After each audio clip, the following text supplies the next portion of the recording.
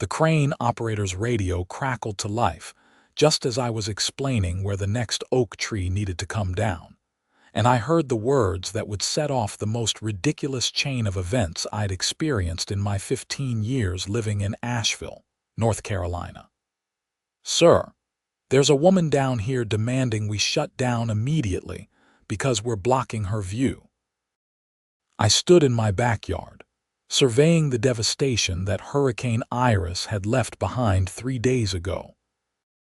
7 massive trees had come down on my property, 2 of them dangling precariously over my house, another crushing my workshop, and the rest scattered across the yard like a giant's game of pick-up sticks.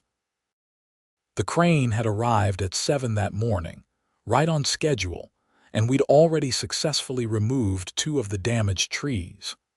Now, apparently, we had a problem. My name is Harrison Garrett, and I'd lived in the Pinecrest Hills subdivision since 2010.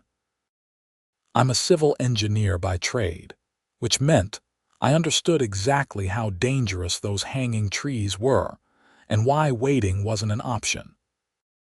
The emergency tree removal company had squeezed me into their schedule as a priority case because one of the oaks was literally resting on my roof, and every hour it stayed there increased the risk of it crashing through into my living room.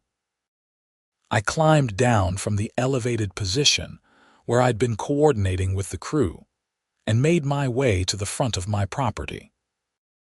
That's when I saw her, Patricia Henderson, the vice president of our HOA, standing with her hands on her hips, face red as a tomato, gesturing wildly at the crane operator who looked like he'd rather be anywhere else.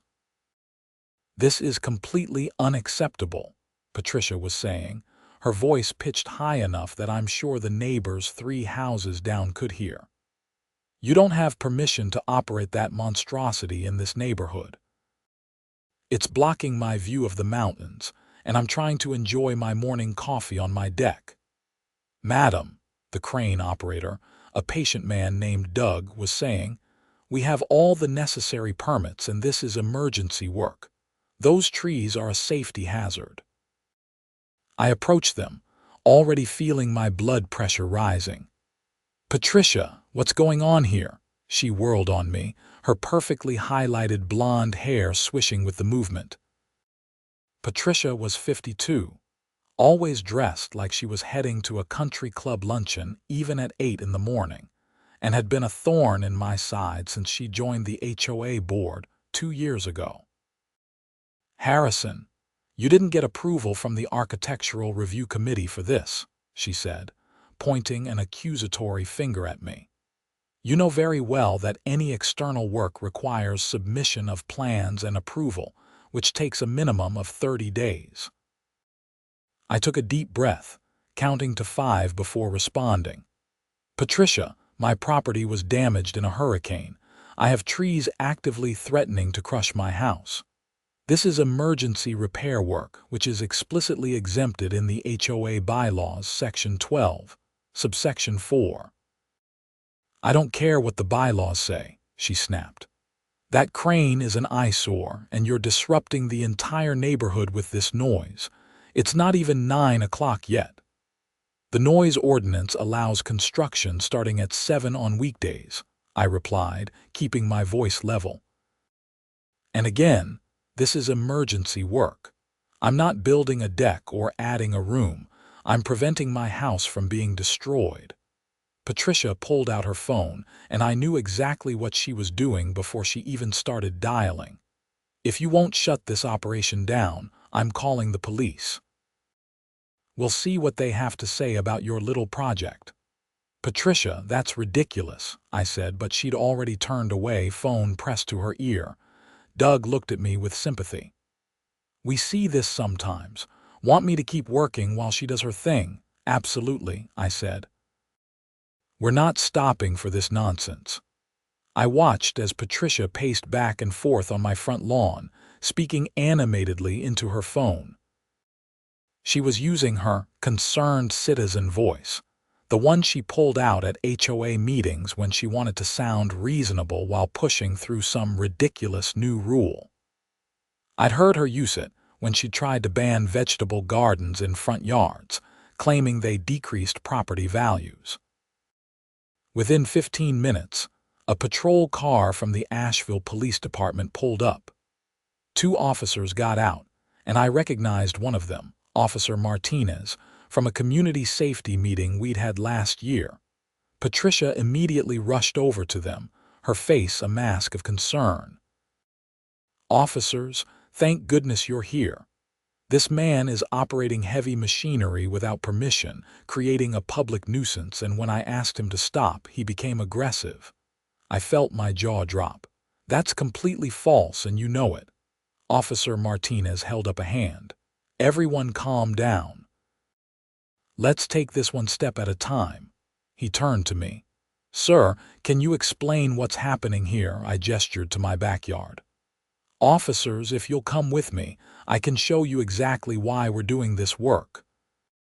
We walked around to the back, and both officers stopped short when they saw the destruction. The largest oak, a tree that had been standing for probably 80 years, was leaning at a 45-degree angle directly over my house. Its massive trunk had split about 15 feet up, and the top portion was resting on my roof. Another tree had crushed my detached workshop completely, reducing what had been a well-built structure to kindling. The remaining trees were scattered across the yard, some with roots torn completely out of the ground. "Jesus," Officer Martinez muttered. "Hurricane Iris did this 3 days ago," I confirmed. "I've been trying to get a crew out here since it happened." These guys were the first available, and only because they classified it as an emergency. That oak on the roof could come through at any moment. Officer Martinez's partner, Officer Chen, was taking photos with her phone. "Do you have permits for this work?" "Absolutely." I pulled out my phone and showed them the digital permits. "Emergency tree removal, approved by the county." I also have documentation from my insurance company and a structural engineer's report stating that the work needs to be done immediately. Patricia had followed us, and she crossed her arms. "That doesn't change the fact that he violated HOA rules." Officer Martinez turned to her, and I could see the patience wearing thin on his face. "Madam, emergency repairs are typically exempted from HOA restrictions. That's pretty standard." "Our community has standards," Patricia insisted. "If we let everyone do whatever they want whenever they claim there's an emergency, chaos would ensue." Officer Chen walked over to examine the oak tree more closely. "Madam, this is a legitimate emergency. That tree could come down at any moment, and if it goes through the roof, it could seriously injure or kill someone inside the house." "Well, no one's inside the house right now," Patricia said dismissively. "My wife and 2 kids are staying at her mother's place until this is resolved," I interjected. "But yes, we'd like to come home sometime this week." Officer Martinez put away his notepad. "Sir, you're clear to continue your work." "Madam," he turned to Patricia, "I'd suggest letting this gentleman deal with his emergency. There's no violation here." Patricia's face turned an even deeper shade of red. "This is outrageous. I'm going to contact the HOA president about this. And I'll be filing a complaint about your department's handling of this situation." "That's your right," Officer Martinez said diplomatically. "But the fact remains, this is legal emergency work, and we can't shut it down." After the officers left, Patricia stood on my lawn for another 5 minutes making phone calls. I ignored her and went back to coordinating with Doug and his crew. We had work to do, and every hour counted. By noon, we'd removed 4 of the 7 trees. The crew was taking a lunch break, and I was reviewing the plan for the big oak when my phone rang. It was my wife, Heather. "Hey, honey," I answered. "How are things at your mom's?" "Fine, but I just got a weird call from Deborah Chen." Deborah was the president of our HOA, a generally reasonable woman who I'd always gotten along with. She said Patricia is demanding an emergency board meeting about our illegal construction project. I sighed and filled her in on the morning's events. "You're kidding," Heather said when I finished. "She called the cops because the crane blocked her view. I wish I was making it up. The police came, looked at the damage, and told her we're fine to continue. But apparently that's not good enough for Patricia. What does she expect you to do? Just let the tree fall through our roof?" I honestly don't know what goes through that woman's head. "Remember when she tried to fine the Johnsons because their grass was a quarter-inch too long?" Heather groaned. "How could I forget? She actually measured it with a ruler." "Listen, don't let her get to you. You're doing what needs to be done. Deborah is reasonable. She'll handle Patricia." We talked for a few more minutes about the kids, both of whom were apparently enjoying their unexpected vacation at Grandma's house a little too much, then hung up. The crew was getting ready to restart work when a silver Mercedes pulled up, and Deborah Chen stepped out. I should clarify that Deborah Chen was not related to Officer Chen, just an unfortunate coincidence in surnames. Deborah was in her early 60s, a retired accountant who'd moved to Pinecrest Hills 5 years ago. She'd been elected HOA president because she actually read the bylaws and ran meetings efficiently, which was a refreshing change from the previous president who'd used the position primarily to gossip. "Harrison," she called out, walking toward me with a tablet in her hand. "I'm sorry to bother you in the middle of all this. Let me guess, Patricia's been calling." Deborah smiled wryly. "Calling, emailing, texting. She's sent me about 40 messages in the last 3 hours. I wanted to come see the situation for myself before this evening's emergency meeting." "Evening meeting? She actually got you to schedule one. According to our bylaws, any board member can call an emergency meeting if they have 3 votes. Patricia convinced Robert and Susan. Robert Martinez, not related to Officer Martinez, was our treasurer, and Susan Wheeler was the secretary. Both were generally followers rather than leaders, and Patricia had a way of making people agree with her when she was on a crusade." Deborah walked around to the backyard, and her eyes widened when she saw the destruction. "Oh my God, Harrison. I knew there was tree damage, but I didn't realize it was this extensive." "Yeah, it's pretty bad. That's why I couldn't wait for architectural committee approval. The structural engineer said that oak could come down at any time, especially if we get more rain, which is forecasted for tomorrow night." She took several photos with her tablet. "This is clearly an emergency situation. I'm going to make sure everyone on the board sees these pictures before the meeting." "I appreciate that. Patricia seems to think I'm just doing this to annoy her." Deborah shook her head. "Patricia has been a problem lately. Between you and me, I think the power of being on the board has gone to her head.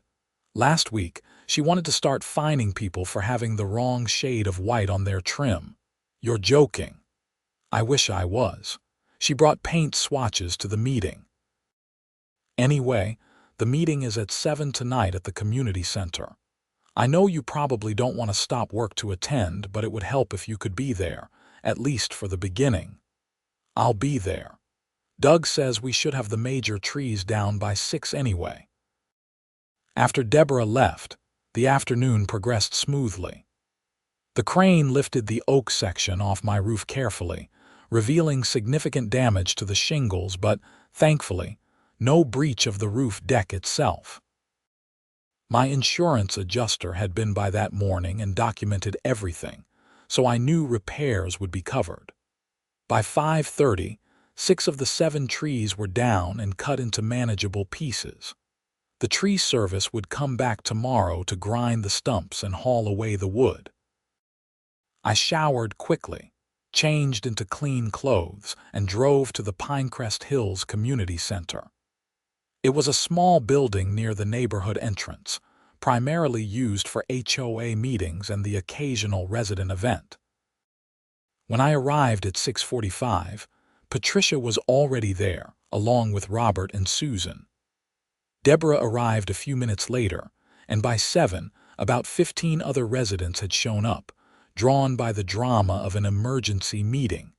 Deborah called the meeting to order promptly at 7. "Thank you all for coming on short notice. This emergency meeting was called regarding alleged violations of HOA bylaws by resident Harrison Garrett. Patricia, since you called this meeting, why don't you present your concerns?" Patricia stood up, and I noticed she'd prepared a PowerPoint presentation. Of course she had. "Thank you, Deborah. As you all know, our community has standards that we all agreed to when we purchased our homes. These standards keep our property values high and maintain the character of our neighborhood." She clicked to the next slide, which showed a photo of the crane in front of my house. "This morning, Mr. Garrett brought in a massive crane and began tree removal operations without any notice to the board and without approval from the Architectural Review Committee." She clicked through several more photos she'd apparently taken throughout the day. "This operation created excessive noise, blocked views, and disrupted our peaceful community. When I attempted to address these concerns with Mr. Garrett, he was dismissive and hostile. I was forced to call the police." Murmurs rippled through the small crowd. Patricia clicked to another slide titled Violations. "According to our bylaws, Section 8, Subsection 2, any external modifications or work visible from the street requires advance written approval from the Architectural Review Committee, with a minimum 30-day review period. Mr. Garrett violated this requirement. Additionally, Section 15, Subsection 6 states that residents must maintain consideration for neighbors' reasonable enjoyment of their property. A crane blocking mountain views violates this provision." She sat down, looking satisfied. A few residents were nodding, but I noticed others looking skeptical. Deborah turned to me. "Harrison, would you like to respond?" I stood up, pulling out my phone. "I'd like to start by showing everyone what Patricia didn't include in her presentation." I connected my phone to the screen and pulled up the photos I'd taken of the tree damage. The room went silent as images of the destruction appeared on the screen. "This is what Hurricane Iris did to my property 3 days ago.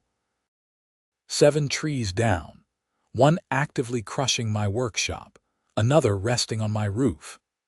I have a structural engineer's report stating that the large oak posed an imminent danger of causing catastrophic damage to my home and potentially injuring anyone inside."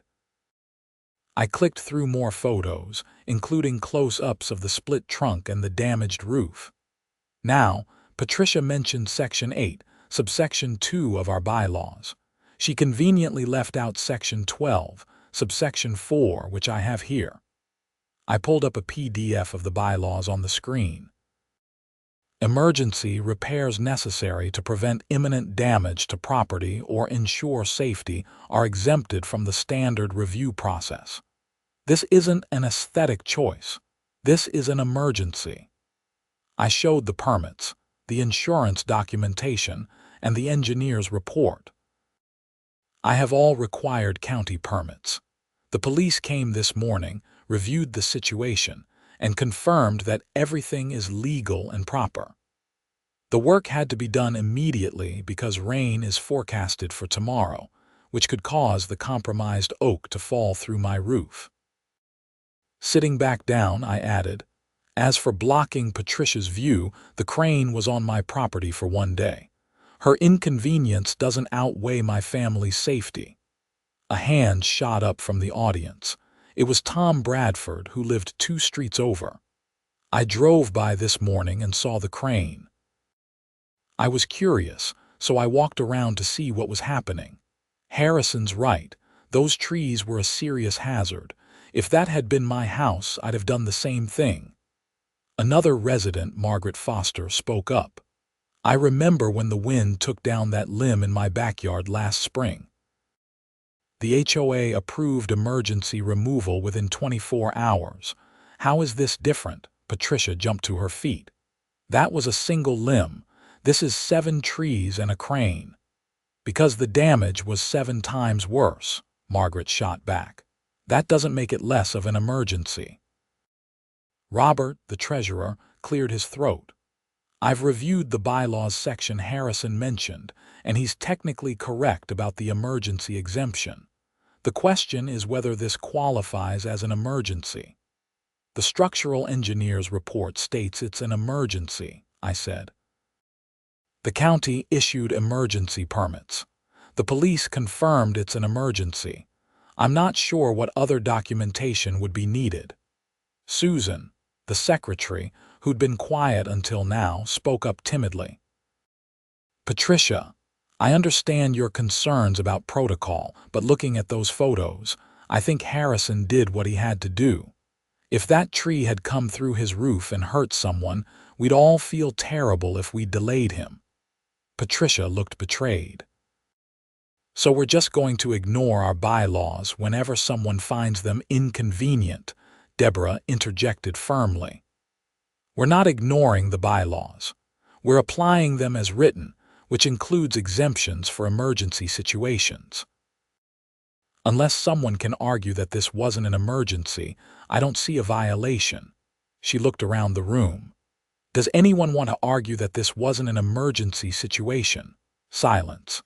Then I move that we close this matter with a finding of no violation.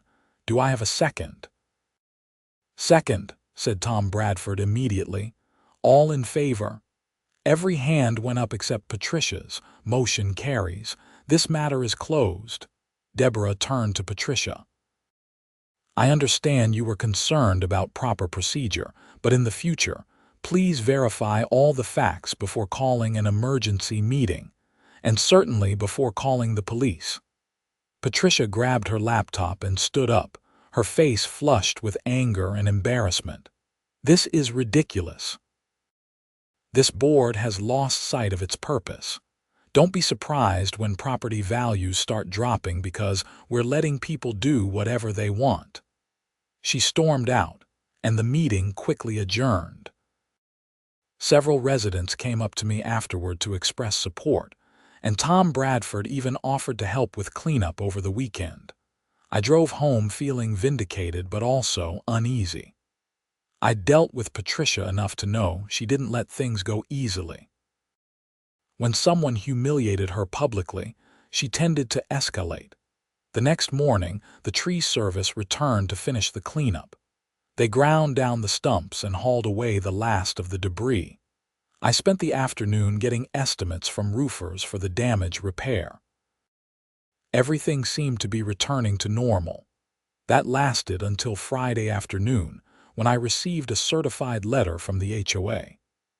Inside was a notice of violation and a fine of $5,000 for unauthorized external modifications and disturbance of community peace. It was signed by Patricia Henderson in her capacity as vice president. I immediately called Deborah. Harrison, I just got a copy of that letter, she said before I could even speak. I had no idea Patricia was sending it. This is completely inappropriate. Can she even do this? The board voted that there was no violation.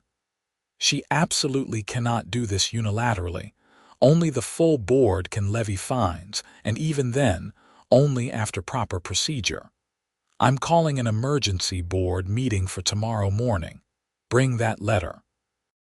Saturday morning, I arrived at the community center to find Deborah, Robert, and Susan already there. Patricia arrived a few minutes later, looking smug. Patricia, Deborah began without preamble, did you send Harrison a notice of violation and a $5,000 fine? I did. As vice president, I have the authority to enforce community standards. No, you don't, Deborah said flatly. Only the full board can levy fines and only after proper notice and an opportunity to be heard. We already held a meeting where the board found no violation. What you did is not only against our bylaws, it's potentially actionable. Patricia's confidence wavered slightly. I was exercising my judgment as an officer of the HOA. Robert, who'd been reviewing documents on his laptop, spoke up. Patricia, I've looked through our bylaws and our insurance policy. If Harrison decides to sue the HOA over this, and he'd probably win, our insurance might not cover it because you acted outside your authority. That means the board members could be personally liable. That got Patricia's attention. That's ridiculous. I was just enforcing the rules. You were enforcing rules that don't exist, Susan said, showing some unexpected backbone. The board already determined Harrison didn't violate anything. You can't just overrule a board decision on your own. I move that we officially rescind the violation notice and fine sent to Harrison Garrett, Deborah said. Further, I move that we send Patricia a formal censure for exceeding her authority and require her to attend HOA training before she can take any further enforcement actions. Second, said Susan immediately. The vote was 3-1 with only Patricia voting against. She left the meeting in a fury, and I thought that might finally be the end of it. I was wrong. The following Tuesday, I was at work when I got a call from Heather. Harrison, you need to come home. Now, what's wrong? Are you okay? Are the kids okay? We're fine, but there's a county inspector here saying our property is under investigation for illegal tree removal and environmental violations. I made it home in 20 minutes, probably breaking a few traffic laws in the process. A white truck with the Buncombe County Environmental Services logo was parked in front of my house, and a man in a county uniform was taking photos of my yard. Can I help you? I asked, approaching him. He turned, consulting a clipboard. Are you Harrison Garrett? I am. I'm James Morrison, Environmental Compliance Officer for Buncombe County. We received a complaint that tree removal was performed on this property without proper environmental review, potentially disturbing protected wildlife habitats. I have all the permits, I said, pulling out my phone to show him. He examined them carefully. These are standard tree removal permits, but they don't include an environmental impact assessment. If there were any protected species nesting in those trees, removing them could be a violation of state and federal wildlife protection laws. The trees were knocked down by a hurricane, I said, frustration creeping into my voice. They were an immediate safety hazard. One was literally crushing my roof. I understand, but the complaint suggests you may have disturbed a possible red cockaded woodpecker habitat. That's a federally protected species. There were no red cockaded woodpeckers in those trees. I've lived here 15 years. I've never seen one. And wouldn't they have left when the trees fell? Morrison looked sympathetic, but continued his documentation. I have to follow up on all complaints. I'm going to need to review your permits, talk to the tree removal company, and file a report. The review process could take a few weeks. Who filed this complaint? He hesitated. I can't disclose that information, but it came through an HOA representative claiming to have observed protected birds in the area. Of course it did. After Morrison left, I called my lawyer, Alan Foster, who'd helped me with the house purchase years ago. I explained the situation, including Patricia's escalating harassment. This is becoming a pattern of behavior, Alan said. The false police call, the unauthorized fine, now a potentially false environmental complaint. You might want to consider a restraining order. I don't know if it's reached that level yet. Let me do some research and make some calls. In the meantime, document everything. Every interaction, every letter, every complaint. If this continues to escalate, we'll need a clear record. The environmental investigation dragged on for 3 weeks. Morrison interviewed the tree removal company, examined the wood that had been hauled away, and even brought in a wildlife biologist to review the site.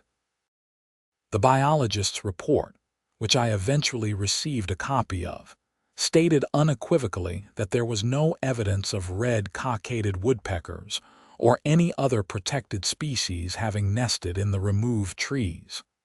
The case was closed with no violations found, but the damage was done. The investigation had delayed my insurance claim for the roof repairs because the insurance company wanted to wait for the environmental review to conclude. My family had been staying at my mother-in-law's house for a month. The whole situation was taking a toll on everyone. Then Patricia made her biggest mistake. It was a Saturday morning in late October. The trees were turning brilliant shades of orange and red, and I was finally able to start on the roof repairs. I'd hired a local roofing company, all permits properly obtained and approved by the Architectural Review Committee weeks in advance. Patricia had been notably quiet since the environmental investigation cleared me, and I'd hoped she'd finally moved on. I was on a ladder helping the roofers remove damaged shingles when I heard shouting from the street. Patricia was there with a man I didn't recognize, and they were setting up what looked like a barricade across my driveway. I climbed down and walked over. "Patricia, what are you doing?" "This is a formal HOA work stoppage," she declared. "You're using roofing materials that aren't the approved color for our community." I looked at the shingles the roofers had already installed.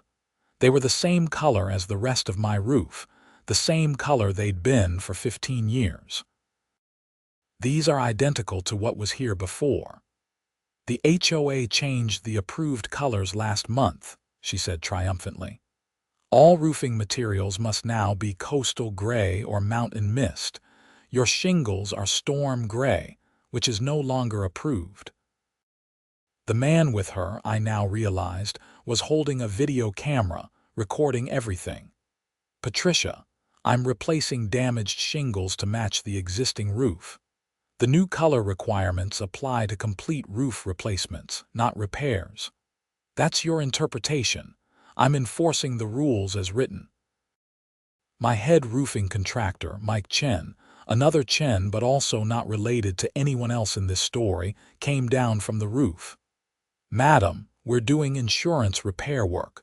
We're matching existing materials. That's standard practice. I don't care about your standards. This is our community and we have rules." "Patricia," I said, trying to keep my voice calm despite my rising anger, "you can't just blockade my driveway. That's illegal. I'm performing my duties as an HOA officer. If you try to continue this work, I'll have you arrested for violating a lawful order." That's when I pulled out my phone and called the police. Officer Martinez arrived 15 minutes later, this time with a different partner. He looked between me and Patricia with recognition and what might have been a sigh. "Miss Henderson, we've been over this before. You can't blockade someone's driveway." "Officer, I'm enforcing HOA regulations. He's violating community standards. HOA regulations don't override property rights." "Mr. Garrett has the right to access his own driveway. Please remove the barricade." "I refuse. This is HOA property." Officer Martinez's patience appeared to be at an end. "The driveway is on his property. It's not HOA property. Remove the barricade now, or I'll have to cite you for obstruction." Patricia crossed her arms. "I know my rights. This is a civil matter and you can't force me to do anything." "Actually, blocking someone's driveway is a violation of city ordinance," Officer Martinez said, pulling out a citation book. "You're preventing access to private property." "That's a misdemeanor." For the first time, Patricia looked uncertain. The man with the camera was still recording. "This is harassment," Patricia said. "You're targeting me because of my position in the HOA. I'm enforcing the law. Remove the barricade or I'll cite you and remove it myself." Patricia finally stepped back, and the man with the camera helped her move the barricade. But as they were leaving, she turned back. "This isn't over, Harrison.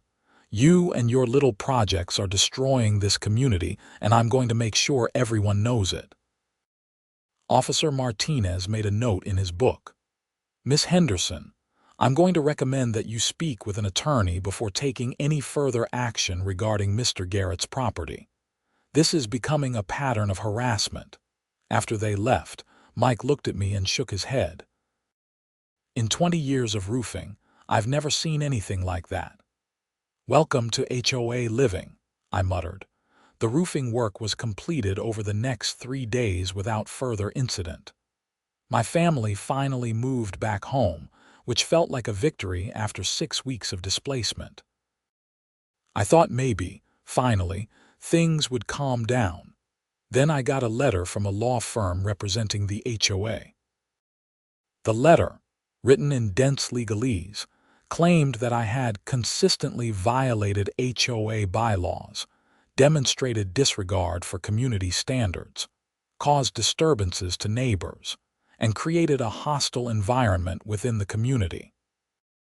It demanded that I pay $15,000 in fines for various alleged violations, attend mandatory mediation, and agree to submit all future plans for any work on my property, including basic maintenance, to the Architectural Review Committee for pre-approval.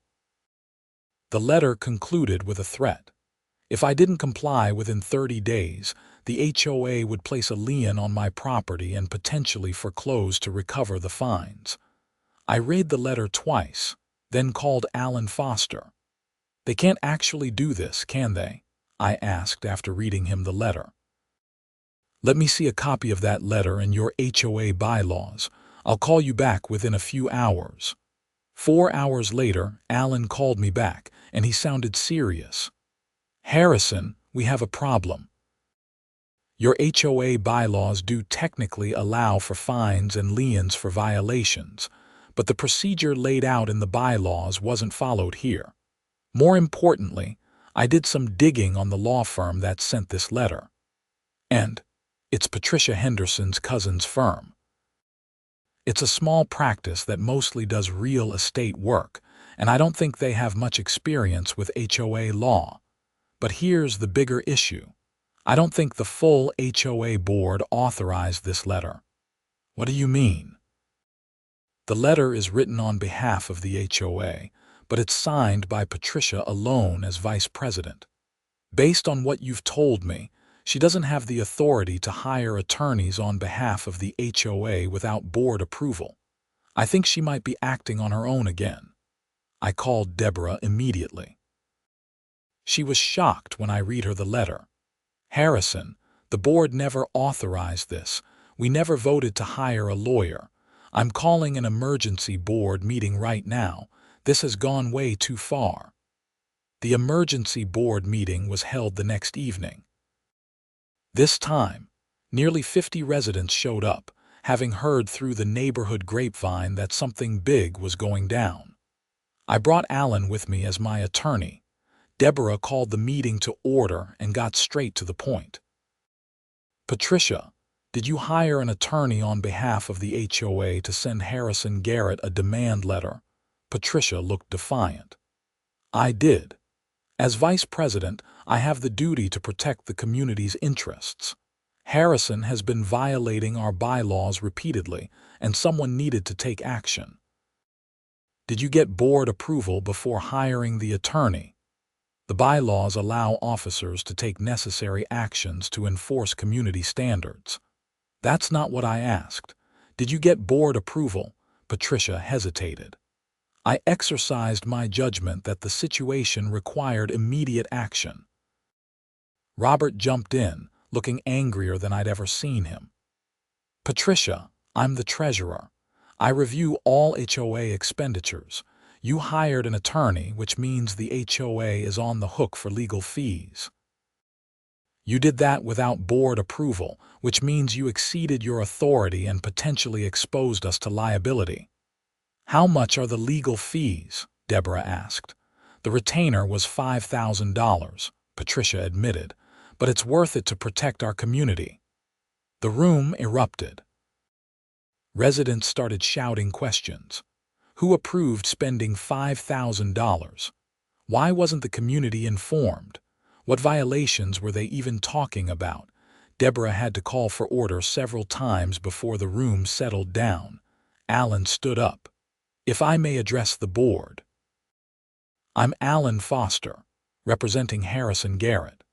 The demand letter sent to my client lists alleged violations that have either been previously dismissed by this board or are completely fabricated. It demands fines that were never properly assessed through the procedures outlined in your bylaws. And it threatens foreclosure, which under North Carolina law requires a much higher burden of proof than has been met here. If the HOA pursues this course of action, you will lose, and my client will likely have grounds for a countersuit for harassment." He paused to let that sink in. However, Mr. Garrett is a reasonable person. He's not interested in suing his neighbors or his HOA. He just wants to live peacefully in his home. I'd suggest that this board take appropriate action to resolve this situation internally before it escalates further. Susan spoke up, her voice stronger than I'd heard before. "I move that we immediately terminate the engagement with Patricia's cousin's law firm and formally notify them that Patricia acted without authority. Further, I move that we remove Patricia from the board for repeatedly exceeding her authority and acting against the interests of the HOA." "Second," said Robert immediately. Patricia stood up, her face pale. "You can't do this. I was protecting this community." "From what?" Tom Bradford shouted from the audience. "From Harrison repairing his house after a hurricane. From him fixing his roof. You've spent $5,000 of our money on a personal vendetta." Deborah called for order again. "We have a motion and a second." "Before we vote, Patricia, do you have anything else to say?" "You're all going to regret this," Patricia said, her voice shaking. "This community used to have standards. Now we're just going to let anyone do whatever they want and our property values will plummet." "All in favor of the motion?" Deborah asked. 3 hands went up. Only Patricia voted against. The motion carries. "Patricia, you're removed from the board effective immediately. Please surrender any HOA documents, keys, or other property you have within 48 hours. Patricia grabbed her purse and headed for the door but turned back at the last moment. "I'll sue. I'll sue the HOA, I'll sue all of you personally, and I'll sue Harrison. We'll see who wins in the end." She stormed out, and the meeting continued with discussions about how to manage the situation. The board voted to send a formal letter to Harrison's attorney, acknowledging that the previous demand letter was unauthorized and should be disregarded. They also voted to send a letter to every HOA member explaining what had happened and assuring them that steps were being taken to prevent similar situations in the future. After the meeting, several neighbors approached me to apologize for not speaking up sooner. Margaret Foster said she'd been intimidated by Patricia at previous meetings. Tom Bradford admitted he'd seen Patricia taking photos of my property several times, but hadn't thought much of it at the time. I went home that night feeling relieved, but also drained. The whole ordeal had taken months out of my life, cost me thousands of dollars in legal fees not covered by insurance, and put my family through unnecessary stress. I thought that was the end of the Patricia saga. Once again, I was wrong. 2 weeks later, I was getting ready for work when I noticed a strange car parked across the street with someone sitting in it. The person appeared to be watching my house. When I left for work, the car followed me for several blocks before turning off. This happened 3 days in a row. On the 4th day, Heather called me at work, her voice shaking. "Harrison, there's someone taking photos of our house. I went outside to ask what they were doing and they just drove away. I left work immediately. When I got home, I reviewed our security camera footage. Sure enough, someone had been photographing the house from multiple angles. I couldn't make out the person's face, but the car's license plate was visible. I called Officer Martinez and filed a report. He ran the plate and called me back an hour later. "Mr. Garrett, that vehicle is registered to a private investigation firm based in Asheville. Do you know of any reason someone would hire a PI to watch your house?" I told him about the situation with Patricia and her removal from the HOA board. "I'm going to reach out to the PI firm and find out who hired them. If this is harassment, we need to address it." 2 days later, Officer Martinez called me back. I spoke with the PI firm. They were hired by Patricia Henderson to document ongoing violations of community standards at your property. I made it clear that what they were doing constituted surveillance harassment, and that if it continued, charges would be filed. They've agreed to end the contract and refund Miss Henderson's money. "Thank you, officer. Mr. Garrett, I'm going to be frank with you. Miss Henderson's behavior is escalating in a concerning way. This has moved beyond HOA disputes into potential stalking territory. I'd recommend getting a restraining order." I discussed it with Heather that night, and we agreed it was time. Alan helped me file for a restraining order, documenting all of Patricia's actions. The false police calls, the unauthorized fines, the environmental complaint, the driveway blockade, the unauthorized legal action, and now the private investigator. The hearing was scheduled for 3 weeks later. In the meantime, the surveillance stopped, and I didn't hear anything from Patricia. The day of the hearing, I arrived at the courthouse with Alan and Heather. Patricia was there with her own attorney, a different one this time. She looked smaller somehow, less intimidating than she had during our various confrontations. The judge reviewed all the documentation I'd submitted: police reports, HOA meeting minutes, letters, photos, and witness statements from neighbors. Patricia's attorney argued that his client had been acting in her capacity as an HOA officer and that this was a civil dispute, not a criminal matter. The judge wasn't buying it. "Miss Henderson," he said, looking over his glasses at her, "you've made multiple false reports to police and county officials. You've exceeded your authority repeatedly. You've engaged in harassment and surveillance. The fact that this started with an HOA dispute doesn't excuse your behavior. In fact, it makes it worse, because you abused a position of trust in your community." He granted the restraining order, requiring Patricia to stay at least 500 feet away from my property and prohibiting any direct or indirect contact with me or my family. As we were leaving the courthouse, Patricia's attorney stopped us. "Mr. Garrett, Miss Foster, Mr. Garrett, may I have a word?" We stepped aside into a quiet corner of the hallway. "My client wants you to know she's sorry," he said. "She's been under significant stress, and she acknowledges that her behavior was inappropriate. She's agreed to seek counseling. She won't contest the restraining order, and she won't take any further action regarding you or your property." "I appreciate that," I said cautiously. "I never wanted any of this to escalate this far. I just wanted to fix my house." "I understand. For what it's worth, I've reviewed the entire situation and it's clear you acted appropriately throughout. My client was in the wrong." We shook hands, and that was the last interaction I had with anyone representing Patricia Henderson. Life slowly returned to normal. The roof was fully repaired. New trees were planted in my backyard to eventually replace the ones that had been lost.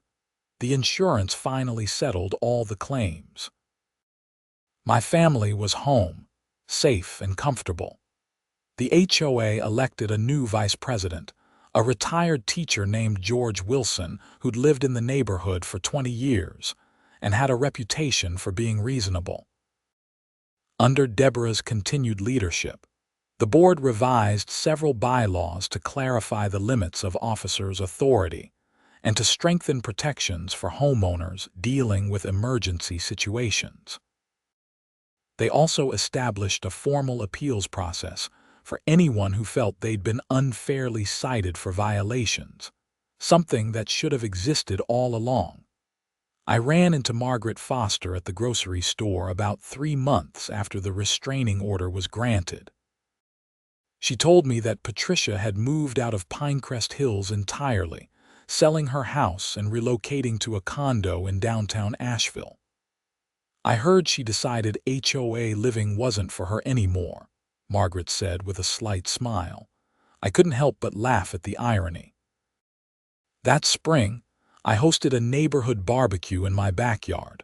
The new trees were starting to fill in nicely, and you could barely tell where the old ones had been. Tom Bradford brought his famous potato salad. Margaret Foster brought homemade pies. Deborah came with her husband, and even Robert and Susan from the HOA board stopped by. We stood around the grill, talking and laughing, and I realized something important. Patricia had tried to make the HOA into a weapon, a tool for control and harassment, but the community itself had pushed back. When things got truly unreasonable, the neighbors came together and did the right thing. An HOA can be a force for good, maintaining common areas and resolving legitimate disputes. But it requires reasonable people running it, clear rules fairly applied, and a community willing to stand up when someone abuses their authority. I'd learned a lot through the whole ordeal. I learned that standing up for yourself is important, even when it's exhausting. I learned that documentation is crucial when someone is harassing you. I learned that most people are reasonable if you give them all the facts. And I learned that sometimes the squeaky wheel doesn't get the grease. It gets removed from the cart entirely. My neighbors had supported me, not because we were close friends, though many of us became closer after everything that happened, but because they recognized that Patricia's behavior was wrong. They understood that if she could harass me over legitimate emergency repairs, she could harass any of them next. Heather came out of the house carrying a fresh tray of burgers for the grill. Our kids were running around the yard with the neighbors' kids, playing on the new swing set I'd installed the previous month, with proper HOA approval, of course. "You look happy," Heather said, kissing my cheek as she set down the tray. "I am," I replied, looking around at the gathering. "It feels good to finally be settled, to have this all behind us." "Think you'll ever run for the HOA board?" she asked, a teasing note in her voice. I laughed. "Absolutely not. I've had enough of HOA drama to last a lifetime. I'll leave it to people like Deborah who actually enjoy that kind of thing." Tom came over with a beer for me. "I heard the new architectural review guidelines went through, much more reasonable now." "Good," I said. "Maybe the next person who gets hit by a hurricane won't have to deal with what I did." As the afternoon turned to evening, I fired up the string lights I'd hung in the trees, the same lights that Patricia had once threatened to report as a violation for being too festive outside the approved holiday period. Nobody was complaining now. The whole experience had taught me something about American suburban life, about the delicate balance between community standards and individual freedom. HOAs exist because people want some level of consistency and maintenance in their neighborhoods. That's not inherently bad. But when someone like Patricia gets a little bit of power and lets it go to their head, when they start seeing themselves as enforcers rather than neighbors, things can spiral out of control fast. The legal system, for all its flaws, had worked the way it was supposed to. The police had been professional and fair. The judge had seen through the HOA justifications to the harassment underneath. My attorney had been competent and efficient. It hadn't been cheap or easy, but justice had prevailed. More importantly, the community had self-corrected. The HOA board had removed Patricia when her actions became indefensible. The bylaws had been amended to prevent similar abuses. The neighbors had supported each other. As I flipped burgers and chatted with neighbors that evening, I felt genuinely grateful. Not for the ordeal itself, obviously, but for what it had revealed about the people around me. When it mattered, they'd stood up and done the right thing. Mike from the roofing company stopped by the barbecue too, though he wasn't a resident of the neighborhood. I'd invited him as a thank you for dealing with all the chaos during the repair work. He brought his wife, and we all laughed about the absurdity of the driveway barricade incident. "I've been in construction for 20 years, Mike said, shaking his head at the memory, and that was the first time I've ever seen someone try to physically block us from working. Usually, HOA disputes are just angry letters." "Patricia didn't believe in doing things halfway," I said dryly. As the evening wound down and guests started heading home, I stood in my backyard looking up at the stars. The mountain view that Patricia had been so concerned about the crane blocking was spectacular that night, with the Asheville city lights twinkling in the valley below and the Blue Ridge Mountains silhouetted against the sky. It occurred to me that Patricia had probably moved downtown partly to get away from the embarrassment of how everything had played out, but also because she genuinely might not have been suited for neighborhood living. Some people thrive on community and cooperation. Others see every interaction as a potential conflict, every difference as a violation to be corrected. I hoped she'd found peace in her new condo, away from HOA boards and architectural review committees. I bore her no ill will at that point. The restraining order would expire eventually, and I doubted I'd ever see her again anyway. Heather came out and slipped her hand into mine. "Penny, for your thoughts. Just thinking about how crazy the last few months have been, and how glad I am that they're over." "They are over, right? No more surprise complaints or investigations or legal letters. All done," I confirmed. "The restraining order is in place, Patricia's moved away, and the new HOA board is actually functional. We're good." She rested her head on my shoulder. "Good.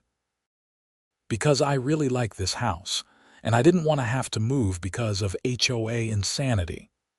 "Not moving," I assured her. "We won.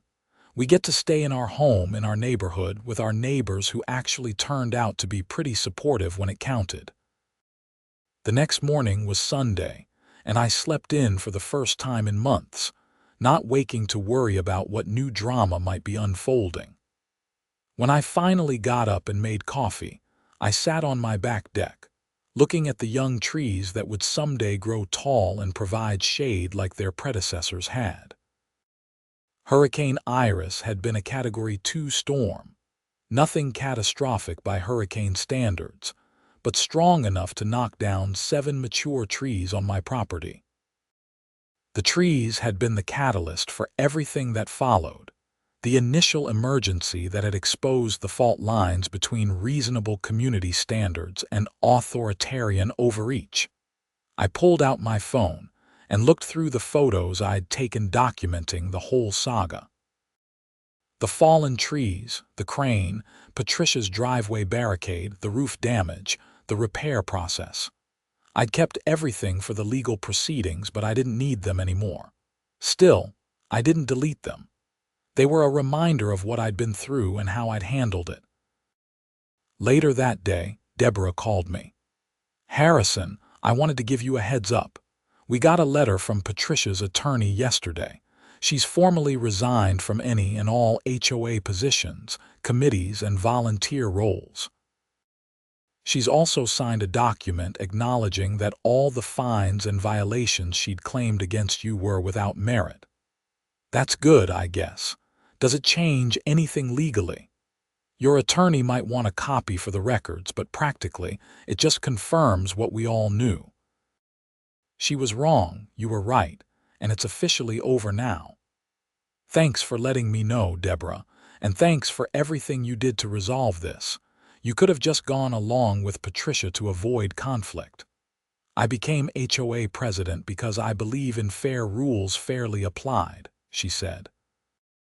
What Patricia did wasn't fair, and it wasn't right. I'm just glad we were able to resolve it before it got even worse. After we hung up, I forwarded the information to Alan, who confirmed that it was good to have but didn't change our legal position since we already had the restraining order. The weeks turned into months, and life in Pinecrest Hills returned to a comfortable routine. The HOA newsletter, which Patricia used to fill with reminders about violations and rules, became much more focused on community events and actually useful information about trash pickup schedules and road maintenance. George Wilson, the new vice president, organized a neighborhood cleanup day where residents voluntarily picked up litter and did minor maintenance on common areas. It was exactly the kind of community-building activity that an HOA should facilitate. People coming together for the common good rather than being threatened with fines. I even served on the Architectural Review Committee for a 6-month term, wanting to help ensure that the new, more reasonable standards were properly applied. During my tenure, we approved a dozen requests for various projects, from decks to fences to room additions. We denied 2 requests, both for legitimate reasons related to setback requirements and building codes, not arbitrary aesthetic preferences. One day while serving on the committee, we reviewed a request for emergency tree removal from a resident on the other side of the neighborhood. A large maple had split during a summer storm and was leaning dangerously over their garage. I immediately moved to approve it under the emergency provisions, and the rest of the committee agreed without hesitation. I'm glad we have those provisions clearly spelled out now, George commented during the meeting. After what Harrison went through, we needed to make sure no one else had to deal with that kind of nonsense. It felt good to be part of making the system work better, to help ensure that the rules served the community rather than being used as weapons. By the following spring, the trees I'd planted had grown noticeably. They were still young and small compared to what had been there before, but they were healthy and thriving. In another decade, they'd provide real shade. In 2 decades, they'd be the mature trees that define the character of my backyard. I was planting flowers along the border of my property line, something Heather had been asking me to do for years, but I'd never gotten around to when Tom Bradford walked by with his dog. "Looking good," he called out. "You get that approved by the HOA." He was grinning, clearly joking. "Filed the paperwork in triplicate," I called back. "Had to submit a detailed plan showing the exact placement of each flower. The review period was only 8 weeks this time." We both laughed. It felt good to be able to joke about it, a sign that the wounds had healed and the trauma had faded into merely a good story to tell at parties. That summer, Hurricane Jenna threatened the Carolina coast, and even though it ultimately turned north and spared Asheville, the forecasts had been scary for a few days. I'd spent time securing anything loose in my yard and trimming branches that could potentially cause problems in high winds. Several neighbors commented that they'd never thought much about storm preparation until seeing what I'd gone through. Now they were more proactive about maintaining their trees and having emergency plans in place. Some good had come from the ordeal after all. The restraining order against Patricia expired after a year. I'd been slightly concerned that she might try to contact me or cause new problems once it lapsed, but nothing happened. As far as I knew, She was still living downtown and had moved on with her life.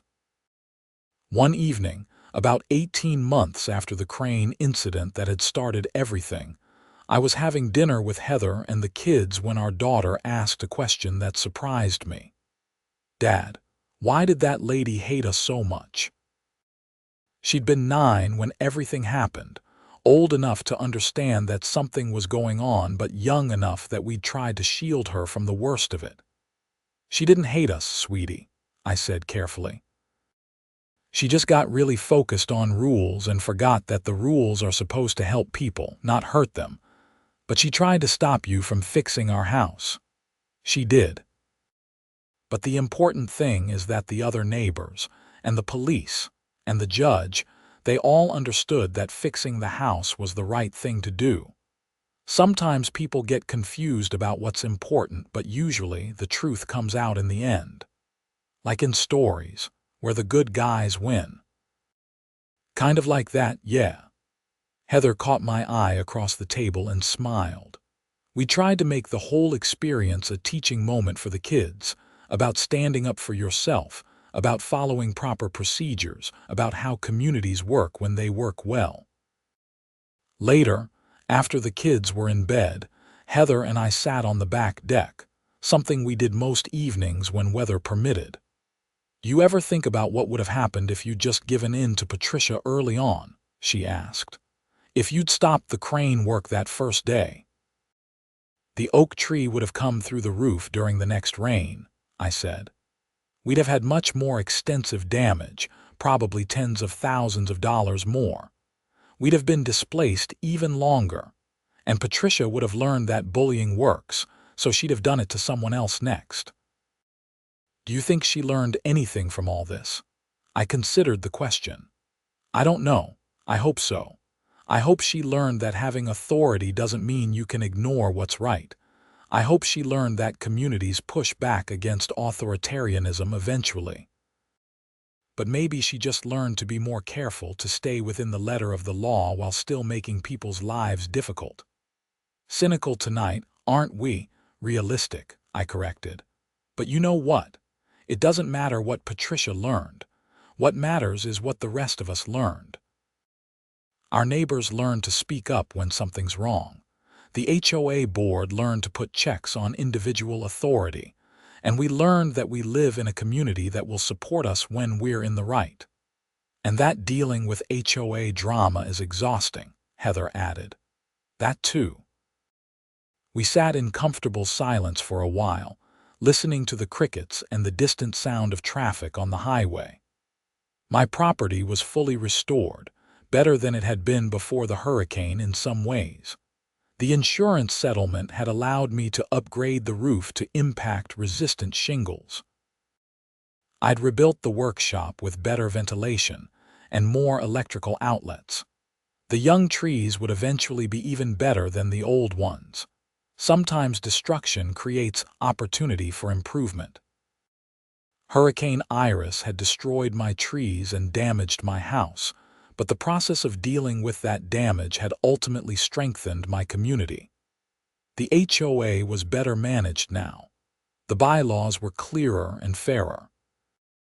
Neighbors who'd never spoken before had gotten to know each other during the whole ordeal. And I'd learned that I was tougher than I'd thought, more willing to stand up for myself and my family when it really mattered. Before all this, I might have been intimidated by legal threats and official-sounding letters. Now I knew how to respond, who to call, how to document everything, and when to stand firm. The story of Patricia and the crane and the trees became one of those neighborhood legends that gets retold at gatherings, with details growing slightly more dramatic with each telling. I'd heard versions where the crane was twice as big as it actually was, where Patricia had brought a dozen supporters to the HOA meeting instead of her cameraman, where the police had threatened to arrest her multiple times. I didn't bother correcting the exaggerations.